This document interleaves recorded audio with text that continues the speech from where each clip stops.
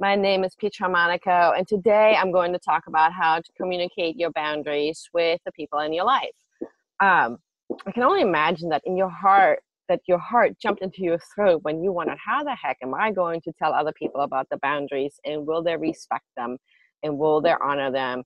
And trust me, I have been there. My spine was feeling heavy, and my gut was doing somersaults when I needed to share that a boundary was crossed, and I knew I had to get over that fear, or I would be stuck and never truly satisfied with the way my relationships were with other people, let alone with myself.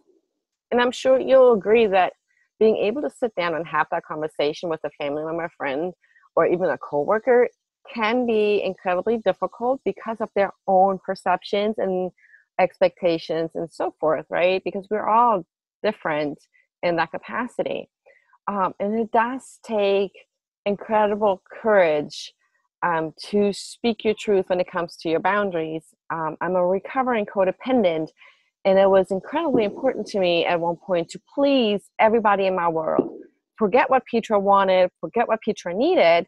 It was really about everybody else but myself. And it was devastating. It kept me frustrated and unhappy for the most part. So my question to you is, are you willing to continue to be overwhelmed and stressed out? Or are you ready to set some boundaries and show people that you have respect for yourself? Because that is the bottom line. Respect yourself, and then others will respect you.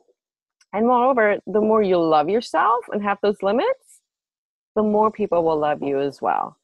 So here are 3 steps to communicate your boundaries with the people in your world. Plan to have coffee or tea with them. Give them examples of where they may have crossed the boundary so they can understand and put themselves in the situation, acknowledge, okay, I can see where that has happened. And then ask them to respect your boundaries from here on out. The challenge, of course, will be for them to remember those boundaries. And your job, if you will, is going to be to remind them, saying, hey, boundaries, remember, or whatever words you want to use. In most cases, people will hear you and respect your request of being mindful. Of course, like I just mentioned, some people need those reminders, and you need to stay firm until they get the drift and understand that those boundaries are non-negotiables for you. And if they don't respect them after, a month or 5 times reminding them, it's time for you to evaluate your relationships. Some people are meant to stay forever. Some people not so much. And you need to understand that if they are continuously disrespect you, do you really want them in your life? So if somebody does continuously impede on your boundaries, you need to ask yourself, how far are you willing to allow others to push you around? How are you willing to continue to live life with icky feelings to maintain the peace? There comes a point where you're not going to want to do that. And it's okay for you to be who you are, say and express yourself and how you want, because nobody has the right to take that away from you.